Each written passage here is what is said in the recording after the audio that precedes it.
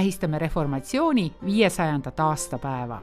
See oli 31. oktoobril 1517. aastal, kui Luter oma teesid Wittenbergi kiriku uksele naelutas.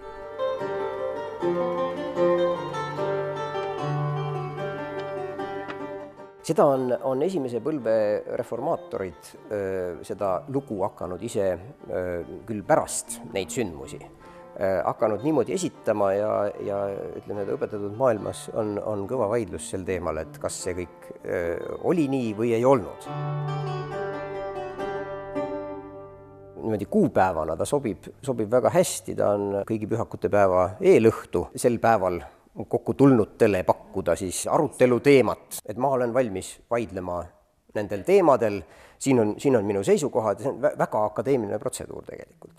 See ei olnud üldse mõeldud revolutsiooniks, vaid see oli mõeldud professoritele arutada. Hästi sellises akadeemilises formaadis, et see on Luterile tegelikult alguses ka päris suur üllat, et 95 teesi on nii kõva publitsistlik menu, et seda trükitakse, seda loetakse palju ja et inimesed korjavad selle üles. Et see oli talle endal arvatavasti ka üllatus.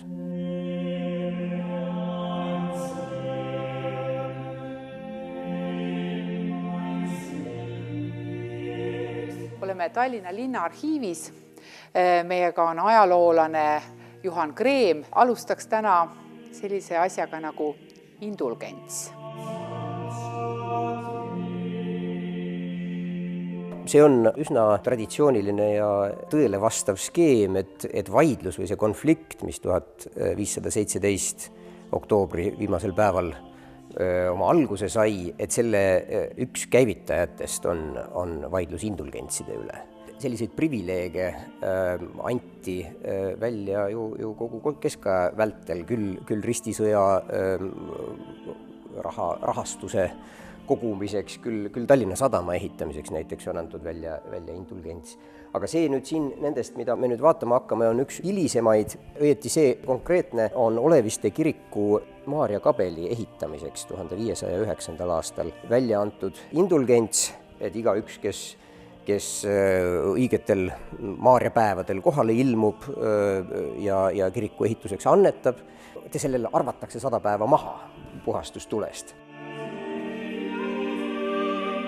Klaaskapis linnaarhiivi aaretesaalis saab näha seda indulgentsi originaali, piduliku ja pärgamendil. See on Roomas kardinalide poolt välja antud indulgents 1509, originaal. Tema juures on hästi põnev see, et tal on siin nurkades sellised naharibad, et seda on ilmselgelt riputatud niimoodi üles suurema toki otsa, et ka inimesed kaugelt näeks. Ja see tema vormistus just kõik viitab sellele, et seda ei ole mitte, eks ole, öökapi peal loetud, vaid et see on olnud kaugelt näha, niisugune näitlik. Iga kardinal pani oma pitseri eraldi alla, et see on seda kõvem ju. Seda kangem dokument, seda kindlamalt see kõik kehtib. Vahapitser on hästi abras ja sellepärast pannakse seda metallkapsli sisse, et siis aga sellest hoolimata on mõnest ikkagi ainult pudi järele jäänud.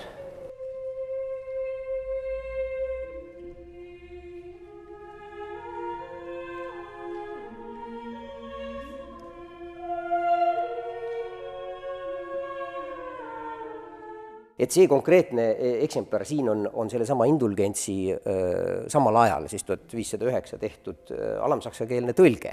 Siis siin kõrval, eks ole, seisis jutlustaja, kelle jutu tõele vastavust see pärgament pidi ka tõestama. See on loend nendest kardinalidest, kes kõik seda kinnitavad.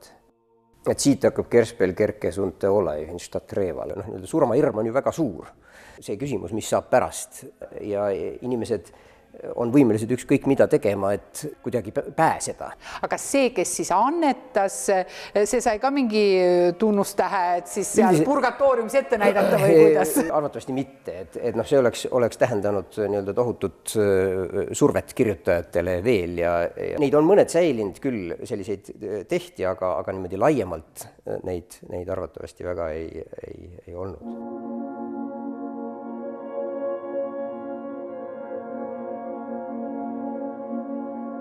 indulgentsi väljaandmise õigus oli siis ainult paavstil. Ta muutub ajas ka hästi palju, et ta 16. sajandil peaks ta olema nagu hästi, hästi paavstikeskne. See oli siis ilu, mis sai toimuda katoliku kiriku hõlma all ja sellele ilule võimalusele raha koguda tegi Luter lõpu.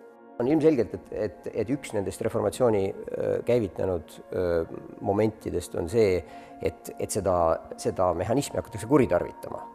Paavstil on vaja suurt kirikut ehitada, piiskopidel on vaja oma kaardimängu võlgu maksta ja nii edasi. Et seda, et saada raha kätte, see tahtmine on väga paljudel kõrgvaimulikel ja see väga kallis süsteem kokkuvõttes. Selle vastu siis Luter võtab sõna, nii kallist kirikut ei ole meile vaja ja üleüldse see ei mõju ka. Sealt edasi sellest indulgentsi vastasest sõnavõtust hargneb välja siis terve suur programm kiriku elu uuendamiseks, mida siis Luter ja tema järgijad, mitte ainult Luter, vaid väga paljud teised ka, hakkavad ellu viima. Me räägime reformatsioonist, aga me kasutame ka väljendit protestantism. Võib-olla kui reformatsioonist endast alustada, et siis seda kasutatakse juba 16. sajandil ka. Seda kohtab väga erinevate kirjutajate suus, et see ei ole sugugi mitte ainult Wittenbergi ring, vaid ka katoliku kiriku vaimulikud nõuavad reformatsiooni. Lõpuks katoliku kirik ka selle oma reformatsiooni Trento kirikukogul teeb, optimeerib, kust vähegi saab ja koondab ridu. See nii palju reformatsioonist. Ma just siin paar päeva tagasi sattusin ühe kohalike katoliku vaimulike kirjavahetuse peale, kus nõutakse reformatsiooni. Et asi oli õhus? Asi oli õhus, jah. Protestandid on alguses väga selge grupp ilmalikke saksa vürste, kes Speyeri riigipäevalt 1529 lahkuvad protestiks. Kuna nad jäid vähemusse, siis võttis riigipäev Luteri õpetuse suhtes väga negatiivse hoiaku ja siis nemad lahkusid protestiks. Need kõik, kes protesteerivad niimoodi, on protestandid ja sellest tuleb see protestantism niisuguse üldnimetusega, mis on laienenud siis. Aga tal on oma tekkepunkt väga konkreetses ajaloolises hetkes.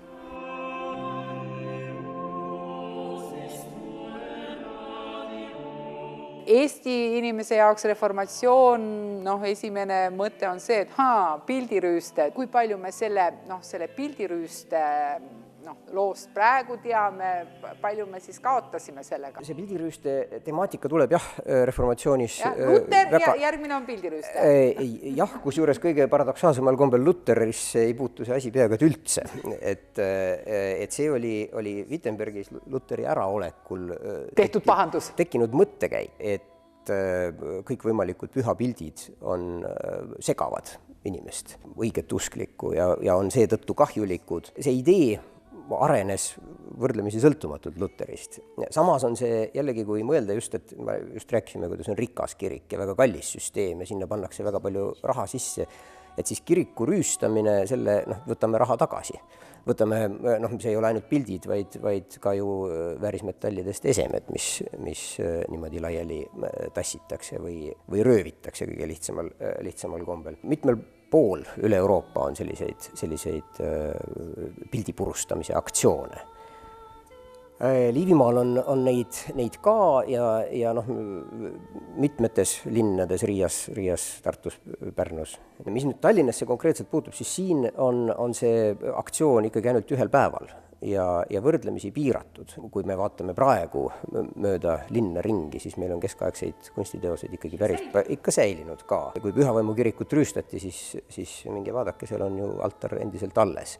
Et ju siis ei rüüstatud piisavalt põhjalikult või teistmoodi annaks selle kokkuvõtte sellega, et raad sai tegelikult olukorra väga ruttu kontrolli alla.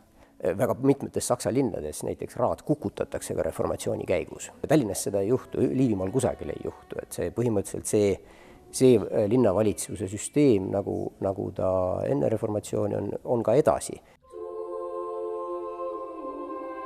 Kuidas sõnum 16. sajandil jõuab sealt Wittenbergist, Saksamaalt siia Liivimaale? Tegelikult see on väga huvitav küsimus, mismoodi ja kui kiiresti kõikvõimalikud ideed siia said. Üks, mis kindel, et nad tulevad väga neid jälgitakse, seda, mis mujal maailmas toimub, on Liivimaal väga hoolega jälgitud. Siia on tulnud üle mere kaupmehed, kes arutavad, et vaat missugune pahandus oli Wittenbergis või Vormsi riigipäeval, need kõikidel Saksa riigipäevadel ju uudised liiguvad väga ruttu. Ja kaupmeeste kaudu siis? Kaupmeeste kaudu või ka mitmesuguste diplomaatide kaudu, eks ole. Piiskop saadab oma esindaja paavsti juurde ja see rändab läbi Saksamaa. Või orduvennad käivad ajamas Westfalis omi asju. Just selle kiiruse järgi võiks ju ka oletada, et need teemad kõnetasid siinse maaelanikke. Et mul on siin üks näide just sellisest võrdlemisi varajasest Luteri retseptsioonist, Luteri ideede jõudmisest Liivimaale on Luteri 1520. aastal kirjutatud pöördumine Saksa rahva kristliku aadli poole. Üks nendest suurtest reformatsiooni kirjadest, kus Luter pöördub ilmalike valitsejate poole, et need kiriku reformimisel initsiatiivi enda kätte haaravad. Ühesõnaga, ärge saatke raha Rooma, meil kulub see endalgi ära ja üleüldse kloostrit tuleks kinni panna ja et meil on väga palju niisugust üleliigset, millest me peaksime loobuma ja et kuna paavst ja katoliku kirik iseeneslikult sisemiselt ei ole suuteline ennast reformima, siis peavad ilmalikud valitsejad seda tegema.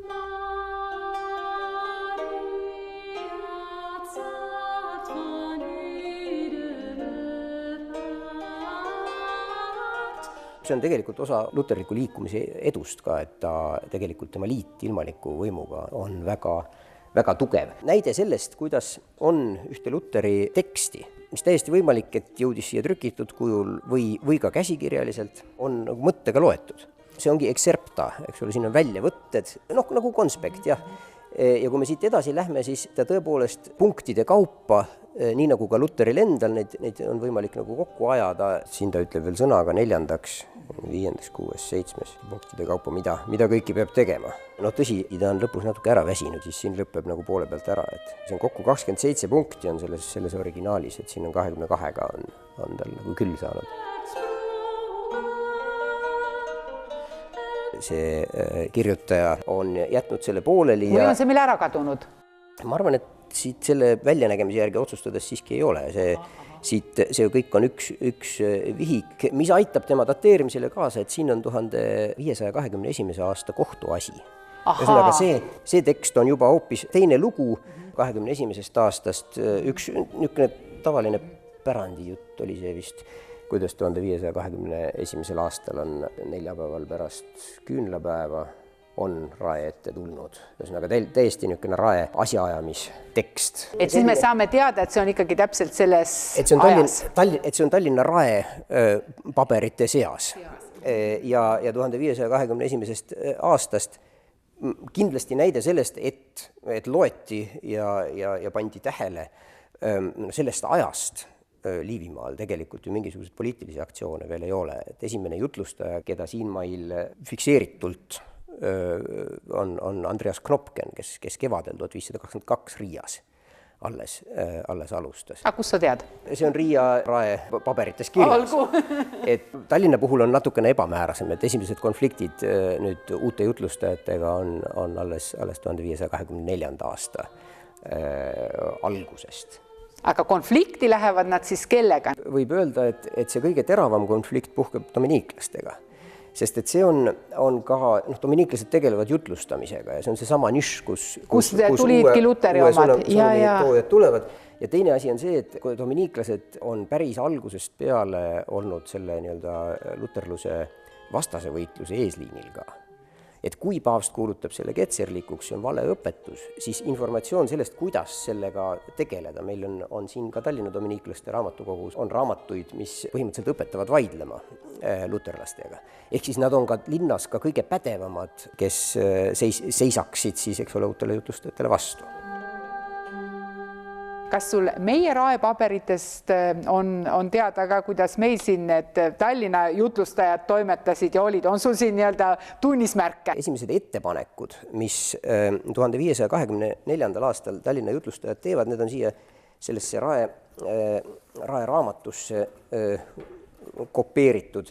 See on põhimõtteliselt gildide skraade kogumik 16. sajandist. Skra on tsunfti sisekorra eeskirjad. See on kullasseppade skra näiteks, täitsa, mis siit lahti tuli.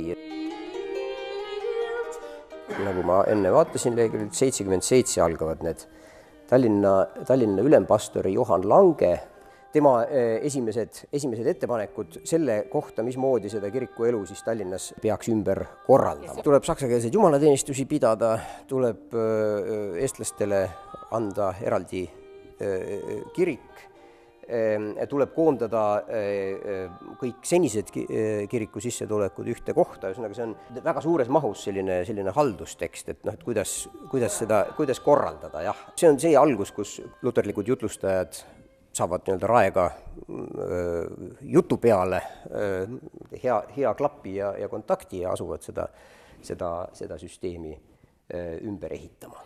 Need luterlikud jutlustajad, nemad tulevad sealt Saksamaalt või on siin ka niisugust kohalikku verd? Õpetusega on alati niimoodi, et õpetuse puhul veri ei ole nii tähtis, vaid just õpetus. Need on enamasti Saksamaalt sisse rännanud mehed. Johan Lange oli Stade lähedal, Hamburgi lähedal enne kloostris olnud ja mõni tuleb Preisimaa kaudu.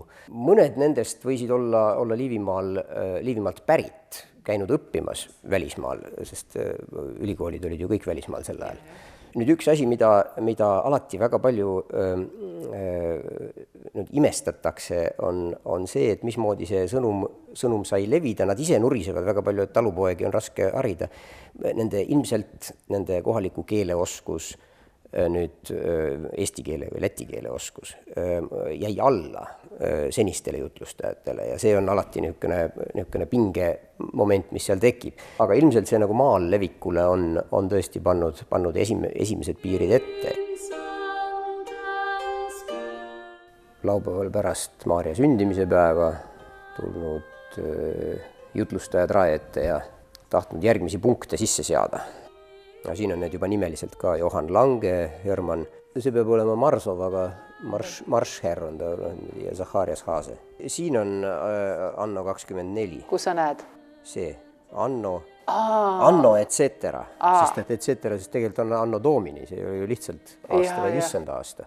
Üks huvitav moment, mis tegelikult varajase reformatsiooni juures on veel, on see, et tegelikult Luteri kirjutised olid ju siinsete sakslaste jaoks ka võõrkeeles. Et nad olid ülemsaksa keeles ja alamsaksa lugeja arvatavasti ikkagi raskustega neid tekste luges. 16. sajandil on veel küll ja küll selliseid tekste, kus on alamsaksakeelne tõlge tehtud ka, et jõuaks paremini pärale. Seal vahel on ka veel niisugune lävend, mille pidi ületama. No kuna neid lävendeid on nii palju, siis tundub ikkagi, et see vajadus selle järgi oli väga suur, et muidu sa ei pusi ju nii paljudest arusaamatutest vallidest ennast üle. Jah, selle üle on palju nagu pead murtud, et mis selle reformatsiooni siis siin nii vara käivitab, miks nad nii agaralt asusid asja kallale. Ja see temaatika, osalt on ka see selles Saksa rahva kristlikule aadlile kirjutisest tuleb välja, mis kohalikku elanikkonda kindlasti palju kõnetas, on see vaimulik ilmalik võim. Ehk siis nad ei tegele mitte ainult kiriku asjadega, vaid nad tegelevad kõigi asjadega. Ja see on, eks ole, siinsete piiskoppide alamaid väga pahandanud juba enne reformatsiooni. See, et saarelane piiskop võib oma vasallide üle kohut mõista, ilmalikku kohut, et selle üle kakeldakse enne reformatsiooni juba, et see põhimõtteliselt Luteri argumentatsioon tuleb väga õigesse kohta ja nende nii linnades kui ka aadelkonnas selle toetuseks, et piiskopidel ei tohi olla ilmalikku võimu. Selle jaoks on vürstid. Ja kuna Liivimaa maaisandad kõik on vaimulikud tegelikult, siis see nende vastast kriitikat kõvasti toetab. Ja kui see on autoriteetne Wittenbergi professor, siis see sobib. Sobib väga hästi. See sobib kohaliku poliitilise konteksti väga hästi.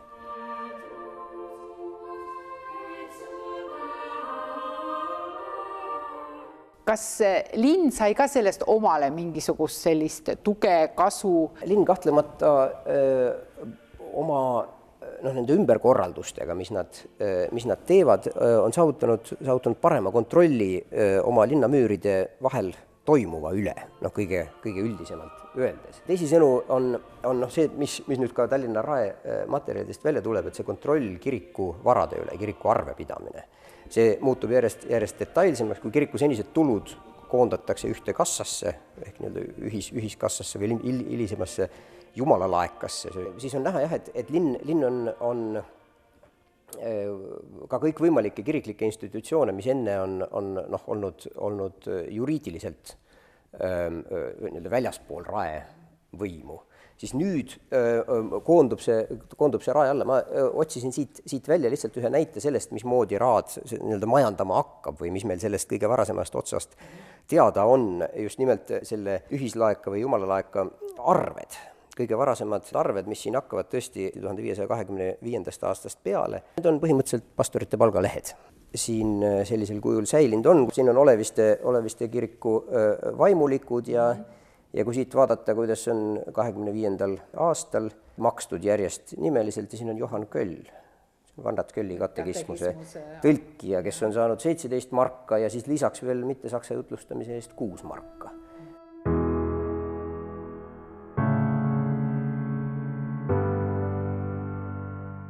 Siinsamas linnaarhiivis on hoiul 1535. aastal Wittenbergis välja antud Vannat Kolli katekismuse haprad leheküljed, mis on teadaolevalt esimene eestikeelne trükisõna, leitud ühe 16. sajandi köite täitematerjali hulgast.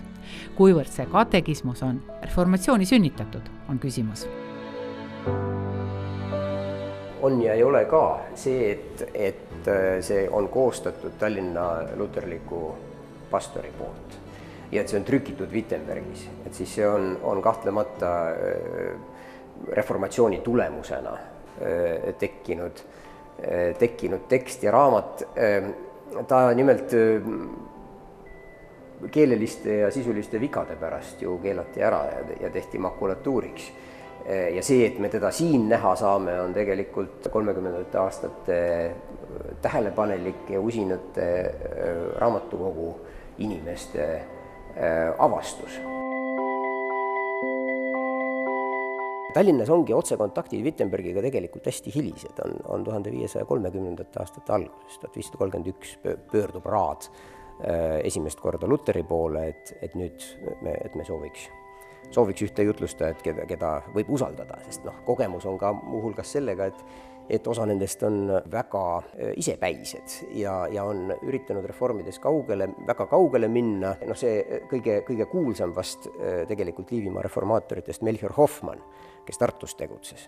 Et tema on selline, kes konfliktide pärast siit ka lahkub lõpuks, aga tema reformiprogramm on nii radikaalne, et ükski linnaraad ei aktsepteeri seda.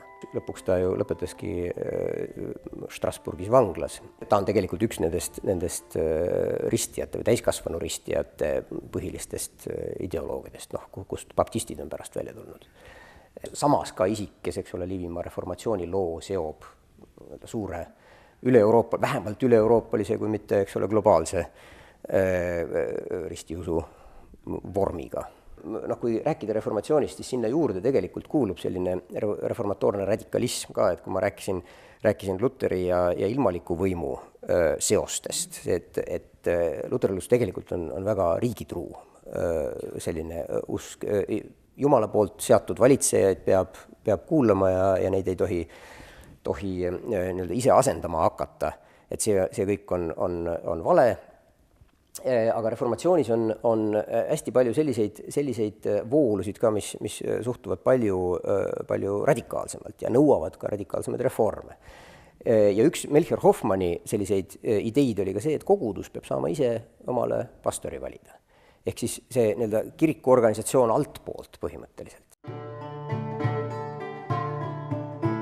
Siin on üks dokument veel, mida ma hea meelega tahaks näidata, on Saksa talurahva sõja 12 artiklit. See on üles tõusnud talupojad Lõuna-Saksamaal.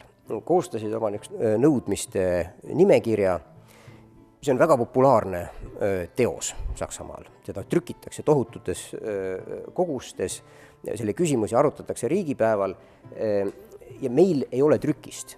Meieni on see jõudnud linnaarhiivi kogudesse, on jõudnud ärakirjana. Ja põhimõtteliselt see on alamsaksakeelne ärakiri Saksa talurahva 12 artiklist, mille esimene punkt on ka just nimelt see, et kogudus peab saama endale voli pastorit valida. Ja tegelikult on niisugune palju suuremas osas niisugune majandus- ja sotsiaalprogramm. Aga siin on see pastorite küsimus ka ja tema seos reformatsiooniga on täiesti selge ja olemas. Luther oli väga kriitiline selle vastu, ühesõnaga Luther võttis talurahva sõjas kõvasti sõna. Liiga kaugele lähete poisid. Liiga kaugele ja põhimõtteliselt need Lutheri kõige, ma ütleks, et kõige jubedamad tekstid on sündinud sel ajal, kus ta käseb talupojad kõik ikka maha nottida, sest nad ajavad nii lulli juttu. Kas Martin Lutheri mingisuguseid sõnumeid kirjakujul meil ka siin näidata on? Riia reformaatorid, Riia raesekretär Johann Lohmüller on see, kes esimesena Lutherile otse kirjutab ja just nimelt selle mõttega, et kas Luther ei kirjutaks liivimaalastele kõigile midagi niisugust, mis meilt kosutaks ja 1523. aastal ongi niisugune Lutheri karjase kiri, mis on trükitud ja mis pöördub just nimelt Riia, Tartu ja Tallinna kristlaste poole, et need siis õige evangeelse tee peal püsiks. Tallinna otsekontaktid on hilisemast ajast, et kui 1531. aastal oli linnast katk üle käinud ja kõik see esimese generatsiooni jutlustajaskond oli väga palju hõredamaks muutunud. Mitmed nendest olid surnud. Katku just 1530. alguses on ka väga päevakorral see, et kõik käiks enam-vähem ühtemoodi. Ollakse nagu tüdinud sellest, et igas linnas õpetatakse natuke isemoodi ja Liivimaa linnad lepivad kokku, et nad nüüd hakkavad otse Wittenbergist tellima. Need, kellel on tõend olemas, et nende õpetus on õige, sest et ega jutluse kuulajatel ka raehärradel ei pruukinud alati olla lihtne otsustada, et kas see nüüd siis on õige jutt. No õige, muidugi sertifikaat näita ette. See on see esimene pöördumine Lutheri poole 1531. Meil on nüüd siin linnaarhiivis säilinud 3 Lutheri kirja, millest see üks ongi see esimene pöördumine ja siis 2 ülejäänud on soovituskirjad, et saadan teie juurde selle ja tema õpetus on õige siis vastavalt. Ühe nendest võtsin välja 1533. 9. juulil on Luther kirjutanud Wittenbergist, ta saadab Nikolaus Glosseniuse oma õpilase Tallinnasse, kes on teoloogia litsentsiaat, nagu mitte päris doktor. Selline soovituskiri või tõend. Ma ikka alati naeran, et niimoodi nagu neid tänapäeva ülikooli professor ikka kirjutab elus kümnete kaupa oma õpilaste kohta. Soovituskiri stipendiumi saamiseks. Veel lühendatud doktorteoloogia, et Martinus Luther. Glossenius küll kahjuks jäi Tallinnasse väga lühikeseks ajaks. Talle siin kuidagi ei klappinud ja läks mingisuguste tülidega veel minema. Tema sulest pärineb paar aastat hiljem Sebastian Münsteri kosmograafias Liivimaa kirjeldus. Ta just räägib sellest, kuidas see on niisugune maa, kus linnades kaupmehed on need kõige tähtsamad ja üleüldse õpetatud meestest seal nii väga lugu ei peeta.